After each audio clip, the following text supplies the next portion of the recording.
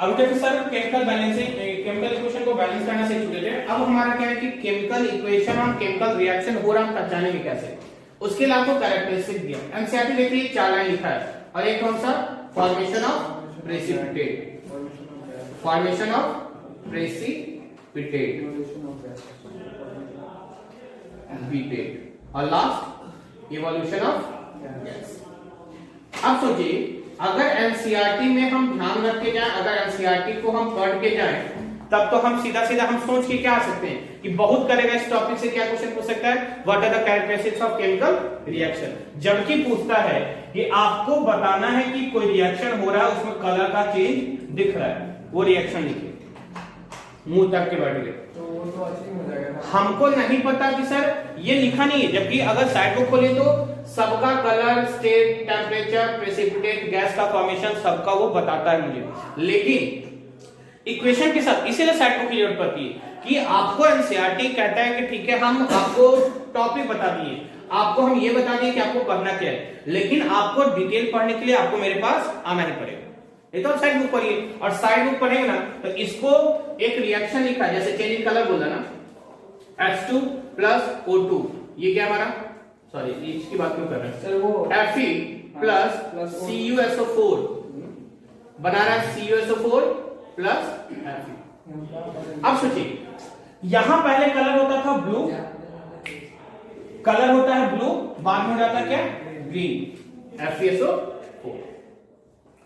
अब एनसीईआरटी अगर नहीं पढ़े, साइड बुक पढ़ के आपको ये लिखेगा भी, साथ में पूरा 5 लाइन 2 पेज का एक्सप्लेन भी करेंगे, तो हम इरिटेट हो जाते हैं, हम यही पढ़ के चले जाते हैं, हमको समझ नहीं आता। तो पहली बात क्या है, change in colour. Change in colour में जब भी आपको देखे कलर अगर चेंज हो जाए, जिसमें नॉर्मली ये हमेशा मोस्टली दिखता है डिस्प्लेसमेंट रिएक्शन में। किसमें दिखेगा, डिस्प्लेसमेंट रिएक्शन में। डिस्प्लेसमेंट रिएक्शन हम बताएंगे जिसमें एक स्ट्रॉन्ग वाला होता है, फैमिली वाला होता है, मार के भगा दिया दूसरे वाले को, उसके फैमिली के साथ एस्टेब्लिश हो गया, वो कहलाता है डिस्प्लेसमेंट, बताएंगे। इसमें हमारा क्या है, जब आयरन को कॉपर सल्फेट सॉल्यूशन में मिक्स करते हैं तब क्या बना देगा, FeSO4 प्लस Cu, ये हमारा एक्वा सॉल्यूशन हो गया। ये सॉलिड होता है, ये भी एक्वस है और ये भी एक्वस है। तो कहने का मतलब जब कलर चेंज कर दिया, इसको हम एक नाम बता रहे थे, याद होगा, इसको बोलते थे ब्लू विट्रियोल। क्या बोलते थे, ब्लू विट्रियोल, और इसको बोलते हैं ग्रीन विट्रियोल। अरे क्या बोलेंगे, ग्रीन विट्रियोल।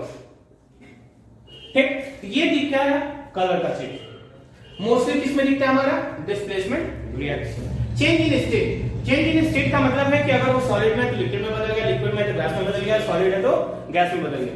तो नॉर्मली सबसे मोस्ट कॉमन एग्जांपल क्या है, H2 प्लस O2 क्या बना रहा है, H2। पहले था ये गैस में, बाद में भी गैस में रिएक्ट भी कर रहा है। हमारी सोच होती है कि अगर गैस गैस के साथ मिल रहा है तो क्या बना रहा होगा, हमारा गैस नहीं बनाएगा, लेकिन ये क्या बना रहा है, लिक्विड बना रहा है। ठीक है, आइए चेंज इन टेम्परेचर। जब आप कैल्शियम चूना को पानी में डाल के देखें तो जिस कंटेनर में रखते हैं वो कंटेनर गर्म हो जाता है कि नहीं, ऑफ कोर्स। तो वो है क्या हमारा चेंज इन टेम्परेचर। जब कैल्शियम ऑक्साइड को वाटर में मिलाएंगे क्या बना देगा, कैल्शियम हाइड्रोक्साइड। क्या बना देगा, कैल्शियम हाइड्रोक्साइड। आप सोच रहे होंगे सर ये आप रिएक्शन कैसे खुद से बना रहे हैं, हम आपको मेटल और मेटल पढ़ाएंगे ना, वहां पे हम बताएंगे जब भी कोई मेटल वाटर के साथ रिएक्ट करेगा तो उसका हाइड्रोक्साइड बनाता है। क्या, जब भी कोई मेटल वाटर के साथ रिएक्ट करेगा क्या बनाएगा, हाइड्रोक्साइड बनाएगा। तो सीधी सी बात है, किसका हाइड्रोक्साइड बनाएगा, उसी मेटल का। तो कैल्शियम मेटल हाइड्रोक्साइड का फॉर्मूला कौन सा है, OH माइनस, हो जाएगा CaOH का होल प्लस। तो इसमें क्या होता है, हमारा हीट का चेंज होता है, मतलब टेम्परेचर चेंज होता है। आइए प्रेसिपिटेट। पहले जानते हैं प्रेसिपिटेट होता क्या है। प्रेसिपिटेट का मतलब होता है इनसॉल्युबल सब्सटेंस। क्या होगा, इनसॉल्युबल सब्सटेंस। आपको इस हिसाब से, इस पॉइंट के हिसाब से हमको एक रिएक्शन भी पढ़ना है जिसको हम बोलेंगे प्रेसिपिटेशन रिएक्शन। क्या बोलेंगे, प्रेसिपिटेशन रिएक्शन। प्रेसिपिटेशन। और ये कब पढ़ना होगा हमको? डबल डिस्प्लेसमेंट रिएक्शन के दौरान। तो हम पढ़ेंगे क्या? Precipitation reaction, precipitation reaction. और ये कहां पढ़ना होगा हमको?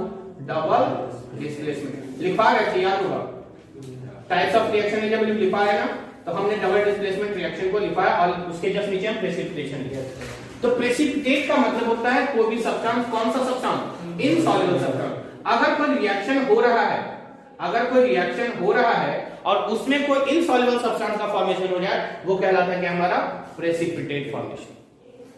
ठीक है, आइए evolution of gas, evolution of gas, चाहे वो कार्बन डाइऑक्साइड गैस हो, चाहे वो हाइड्रोजन गैस हो। हम आपको बताएंगे भी कि अगर कोई हाइड्रोजन गैस निकलती है ना, जैसे देखिए Na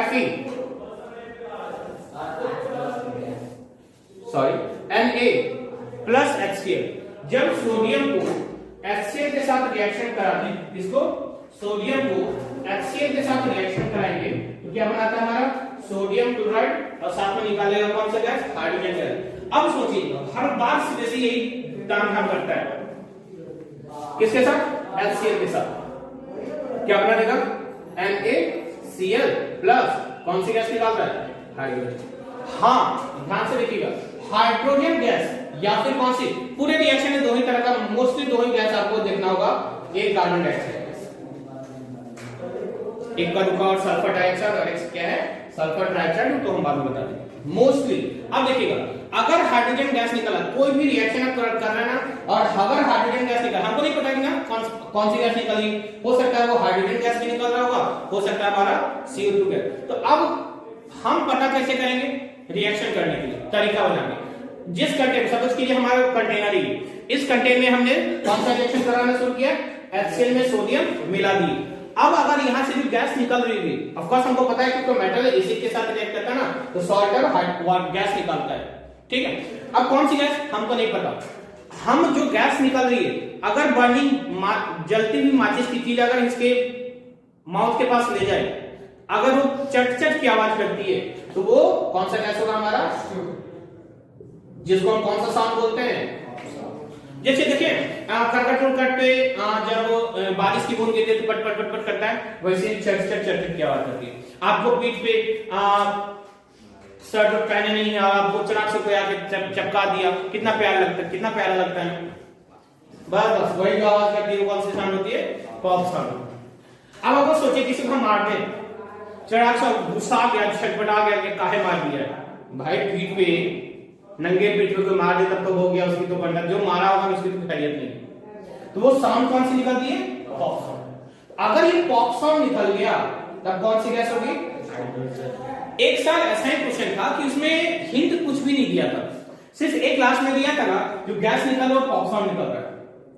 सामने वाला एग्जामिनर जो क्वेश्चन बना रहे थे ना बच्चे, उनके दिमाग में आ ही नहीं आ रहा कि हम रिएक्शन लिखे क्या, मतलब होता है ना पढ़ते पढ़ते हमारे दिमाग में एनालाइज होते रहता है कि हम ऐसे ऐसे रिएक्शन लिखेंगे, या फिर अगर मैथ्स का क्वेश्चन कर रहे होते हैं तो जैसे जैसे पढ़ रहे होते तो आपको पढ़ते पढ़ते आपको फॉर्मूला याद नहीं लगता है, हम ये फॉर्मूला लगाएंगे। जब वो पढ़ने बैठा ना, क्वेश्चन जब पढ़ने बैठा तो उसको समझ में नहीं आया कि हम कौन आखिर वो रिएक्शन लिखेंगे क्या। बाद में जानते क्या पूछ रहा था, इस रिएक्शन में कौन सी गैस प्रोड्यूस हो रही थी।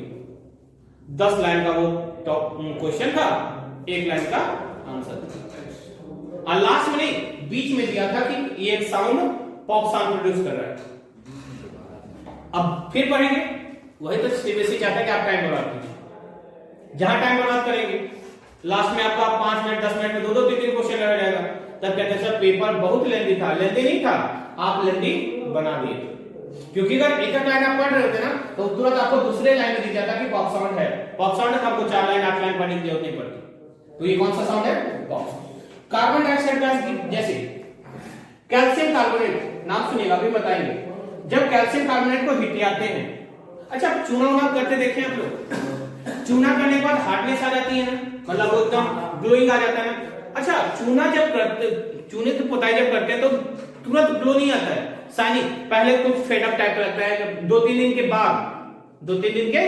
बाद तब समझ में आता है ये तो अब शाइनिंग दिखने लगा। रीजन जानते हैं, क्योंकि जब आप चूना कर रहे होते ना तो पहले वो कैल्शियम ऑक्साइड चूना है, इसको हम पानी में मिलाते हैं, कैसे मिलाते हैं? पानी मिलाते हैं और ये क्या बनाता होगा, कैल्शियम हाइड्रोक्साइड। यही कैल्शियम हाइड्रोक्साइड हम वॉल पे पेंटिंग करते हैं। अब बताइए, दीवार है, ऑफ कोर्स हम इलस्ट्रेशन कर रहे हैं, कार्बन डाइऑक्साइड निकल रहा है, तो यही कार्बन डाइऑक्साइड क्या करेगा, CaOH के वोल्टॉइस के साथ कंबाइन करेगा और क्या बना देगा, CaCO3। जब तक CaCO3 नहीं बनता ना, तब तक आपको साइनिंग प्रॉपर्टी नहीं दिखती। ऑफ कोर्स 2-3 दिन ये लग जाता है। और यही सेम क्वेश्चन आप ब्लूप्रिंट खोलोगे ना, तो पहला क्वेश्चन ये ब्लूप्रिंट, सेकंड ब्लूप्रिंट का पहला क्वेश्चन यही है। एक एलिमेंट X है, एक एलिमेंट X है, कट गया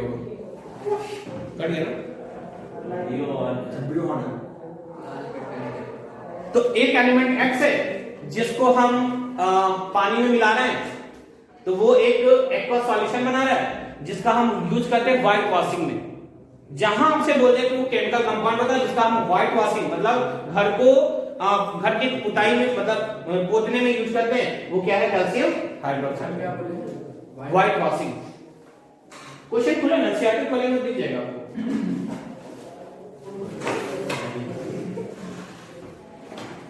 व्हाइट वॉशिंग क्वेश्चन दिखेगा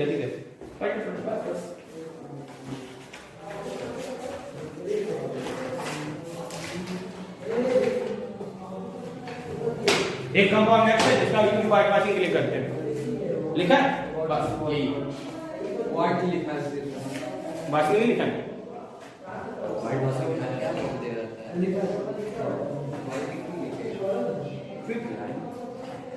हाँ बताएंगे ये क्विक लाइन ये सिलेंडर तो बताएंगे। तो नॉर्मल सी बात आप सोचिए कि हम जब ये बोल दिए कि व्हाइट वॉशिंग के लिए यूज करते हैं, अब दिमाग में नहीं बैठेगा व्हाइट वॉशिंग के लिए सिर्फ इसी रिएक्शन का यूज होगा। अगर हम बोलते हैं कंपाउंड X है जिसका व्हाइट वॉशिंग के लिए यूज करते हैं,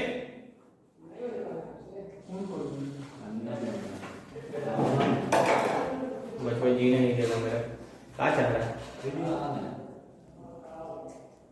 वो अपना एडिट कर दूसरा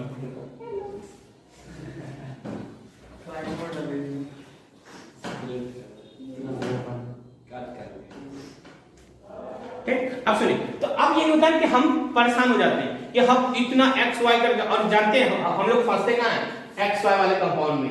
आपको पूरा रिएक्शन दे देगा, बताइए कंपाउंड एक्स है जो दूसरे के साथ कंपाउंड रिएक्शन कर रहा है, जेड बना रहा है, बताओ एक्स वाई जेड है क्या, मुंह ताकते रह जाते हैं, और साथ में केमिकल रिएक्शन नहीं, वो भी बैलेंस केमिकल। तो बनना अब ये बता दें किसे, उसके लिए कुछ दिया होगा, सब में ट्रिक दिया रहता है। आपसे हम पूछो ना, अब हम दे दिए कंपाउंड एक्स है जिसका व्हाइट वॉशिंग के लिए यूज करते हैं, सीधी सी बात आपको ये रिएक्शन याद आने लगेगा, बस इतना ही लिखना। एक्स कंपाउंड क्या है, कंपाउंड एक्स और बस वही लिख देना एग्जाम बस। और इतने में कहते हैं बाप रे बाप कितना सा लेंथी पेपर है। फिर बता दूं कि 9 से ज्यादा आसान 10 है, ये हम आपको बताएंगे नहीं, आपको खुद लग जाएगा। ऑफ कोर्स शुरुआत लग भी गया होगा, एटम्स मॉलिक्यूल्स तो इतना कॉन्सेप्ट पढ़ना था, जबकि हमको यहां उससे ज्यादा हार्ड पढ़ना है। 9th में सिर्फ फार्मूला बनाना सिखा रहे थे, जबकि हम उस फार्मूले का असल यूज कहां कर रहे हैं, 10th में कर रहे हैं। 9th में आपसे मेहनत ले लिया है, अगर उसने मेहनत सच में जिसने किया ना, खासकर केमिस्ट्री वाला, एटम्स मॉलिक्यूल्स वाला, उसको इस चैप्टर में केमिस्ट्री में कहीं दिक्कत नहीं होगी, ये मेरी गारंटी है। पर ये बात छोटा कॉन्सेप्ट है, छोटा कॉन्सेप्ट तो याद हो जाता है। अब अगर आपसे कोई पूछ देता है भाई, अगर हम एक लाइन बता दें कि सोडियम और पोटेशियम को हम केरोसिन ऑयल में रखते हैं, सोडियम को क्यों रखते हैं, क्योंकि सबसे ज्यादा रिएक्टिव होता है, क्यों नहीं याद हो जाएगा, कुछ उसमें रटने वाला ज्यादा था, यहां पे समझने वाला ज्यादा। कुछ फैक्चुअल डाटा, जब कुछ अननोन चीज आपको पता चलती है ना, तो दिमाग से फटक से बैठ जाता है। इसीलिए हर सेशन में जब नए पढ़ने आते हैं ना, तो हर सेशन में जाने के बाद हमको कुछ नया पढ़ने को मिलता है, तो हमको याद जल्दी हो जाता है। हमने वैसे भी बच्चों को देखा है जो 9th एग्जाम फेल था, 10th में अपने आप को इस तरह रिकवर किया ना कि विश्वास नहीं कर सकते। जैसे वो पूछा ना कितना पढ़े का कोई अंत है, हम कहते हैं ना कि अगर अभी शुरुआत में 2 घंटे भी अगर आप सेल्फ स्टडी कर ले रहे हैं, मिनिमम 2 घंटे, चाहे 1 घंटे एक सब्जेक्ट। अब नॉर्मली सुनिए मेरी बात सुनिए, अब कहेंगे सर 2 घंटा तो हम क्या पढ़ेंगे, साइंस को 2 घंटा पढ़ना, कहां बोल रहे हैं सब साइंस पढ़िए, आधा घंटा। गौरव से जितना पढ़ा दिए कितना, 2 टॉपिक, उससे ज्यादा कितना अगर 45 मिनट की क्लास में दो टॉपिक पढ़ा है तो आपको कितना देर लगेगा पढ़ने में? 10 से 15 मिनट। 15 मिनट हो, 4 सब्जेक्ट 15 मिनट भी नहीं, आपको 2 घंटा नहीं मिल जाएगा। लेकिन सबसे बड़ा कि स्कूल कोचिंग का होमवर्क, स्कूल का होमवर्क कितना लेंगे, प्रोजेक्ट असाइनमेंट, ये फेस्टिवल वो फेस्टिवल करने का तो सारा दिन निकल जाता। और तब कब एहसास होता है जब हम प्री बोर्ड देने बैठते हैं और ये बच्चों पूरा सिलेबस सारा सर प्री बोर्ड स्टार्ट हो गया हमारा, बस मुंह ताकते बैठे कहां से करेंगे, साल भर मजा ले लेते, तब हम यूट्यूब पढ़ते हैं। भाई ऑफलाइन क्लास का पैसा देके जब लास्ट में आपको यूट्यूब की जरूरत पड़ी गई तो ऐसा नहीं कि गलत है, लेकिन गलत है। क्यों भाई? साल भर आप ये क्या थे फिर? अब होता क्या है, ऑफ कोर्स ऑनलाइन क्लास बेकार नहीं है, फायदेमंद है घर पे बैठ के, लेकिन घर पे पढ़ाई होती है, सच्चाई यही है। घर पे पढ़ाई होती कैसे नहीं? पापा कहेंगे बेटा थोड़ा सा उठते दुकान सामान लेना है, ले आओ, क्लास चल रही, पापा क्लास, अरे जाओ ना लेके आओ, मम्मी कहेंगे तो घर पे बैठे बैठे कोई ना कोई काम याद आने लगता है। दूसरी बात, आपको पता नहीं चलता कि आपका कंपटीशन कितने लोग से, यहां पे बैठे ना तो 10 लोग बैठे तो 10 लोग से, अरे 10 लोग में से अगर पीछे जैसे कृषि आ गया उससे आगे सर क्रिस कैसे हुआ हो गया सामने वाला पढ़ता, तो ये कंपटीशन पता चलता जो हमको ऑनलाइन क्लास में नहीं पता चल। इवोल्यूशन का समझ में आ गया। तो गैस वो चाहे वो हाइड्रोजन गैस निकलेगी या फिर वो पॉप्सॉन होगा, और यहां से जब निकलेगा इसका रिएक्शन अलग होता है। इसका रिएक्शन जब इसको आप इसके साथ देखो ना, तो ये व्हाइट प्रेसिपिटेट बनाता है। कार्बन डाइऑक्साइड होता क्या है, अगर जिसका रिएक्शन से कार्बन डाइऑक्साइड निकल देंगे उसको इसके ऊपर दूसरा बीकर रख देंगे, ऐसे वाला एक बीकर, ये हम बीकर जानते हैं ना, फनल टाइप टेस्ट ट्यूब, उसके ऊपर रख देंगे तो सारा गैस किसमें इकट्ठा हो जाएगा, इसको ले जाकर ऐसे धीरे धीरे किसको लगाएंगे, कैल्शियम हाइड्रोक्साइड, तो ये किसके साथ रिएक्ट करके क्या बनाएगा, CO3, और CO3 क्या होता है, पीपीटी होता है, प्रेसिपिटेट, मतलब वो पानी में सॉल्युबल नहीं होता है, पानी में सॉल्युबल नहीं हुआ तो कहां बैठेगा वो, नीचे, जहां ये बैठना शुरू हो गया तो पूरा पहचान जाता है क्या होगा, ये CO, तो वो है, तो इनका किडनैप करेंगे भाई, वीडियो कोई बात नहीं, चलिए चले। तो सिर्फ सीधी सी बात, ये नॉर्मल हमारा केमिकल इक्वेशन को पहचानने का, लेकिन तब भी कुछ एग्जामिनर होते हैं पेपर में चाहते हैं कि हमको जो रिएक्शन चाहिए वो परफेक्ट चाहिए। अगर आप चलो ये सब लिख कीजिए, समझ में आ गया आपको, लेकिन आपका इक्वेशन तब तक सही नहीं होगा जब आप उसका उसके बगल में स्टेट ना लिखें। जैसे ये सॉलिड स्टेट, ये गैस था, ब्रैकेट में गैस H2O का गया, इसके बगल में लिक्विड, नहीं लिखेंगे तब तक इक्वेशन कंप्लीट नहीं होगी। इक्वेशन तभी कंप्लीट होंगे, केमिकल रिएक्शन का लिखने का तरीका तभी कंप्लीट होगा जब उसके बगल में आप स्टेट लिख लेते। देखिएगा हर रिएक्शन में लिखा होगा, हर जगह आपको अब कहेंगे सर आपको समझ में नहीं आएगा कि हमको कौन सा ये सॉलिड है कि लिक्विड है कि गैस है, तो कहीं ना कहीं रिएक्शन में आपको दिया रहता है, भले आप पहचान नहीं पाते वो अलग बात, पहचान लीजिए आपको स्टेटमेंट आ जाएगा। ठीक, तो ये क्या हमारा केमिकल इक्वेशन लिख दें। एक अगर रिएक्शन लिख दीजिएगा सर, चेंज इन कलर का कौन सा था, Fe+CO4 वाला, ये लिख के फटाफट लिख लीजिए केमिकल, चेंज के बगल में कलर में चेंज, स्टेट में चेंज H2+O2 वाला, टेम्परेचर का चेंज ये वाला, कैल्शियम ऑक्साइड को जब वाटर में मिलाते हैं, हो गया। क्वेश्चन ज्यादा नहीं आते, अगर आ भी गया क्योंकि इस साल आया हुआ था, इस साल पिछले साल आया हुआ क्वेश्चन, इन सब में लिखा है कलर का चेंज का बता दीजिए, प्रेसिपिटेट का चेंज का बता दीजिए। तो प्रेसिपिटेट देखिए, अब हम सोचते हैं एनसीईआरटी, हम कहते हैं गौरव सर ने कहा एनसीईआरटी पढ़ो, एनसीईआरटी में सब तो दिया ही नहीं, इसीलिए तो हमारे पास आए नहीं, तो हमारे पास आते क्या पढ़ो जब आपको सब समझ घर बैठे समझ में आएगा सर। किसमें, हाँ जब कैल्शियम हाइड्रोक्साइड से जब कार्बन डाइऑक्साइड गैस पास कराते हैं तो वो Y250 बनाता है। छोड़ दे? कल इतने जब रोकेंगे इस चैप्टर को, कल एक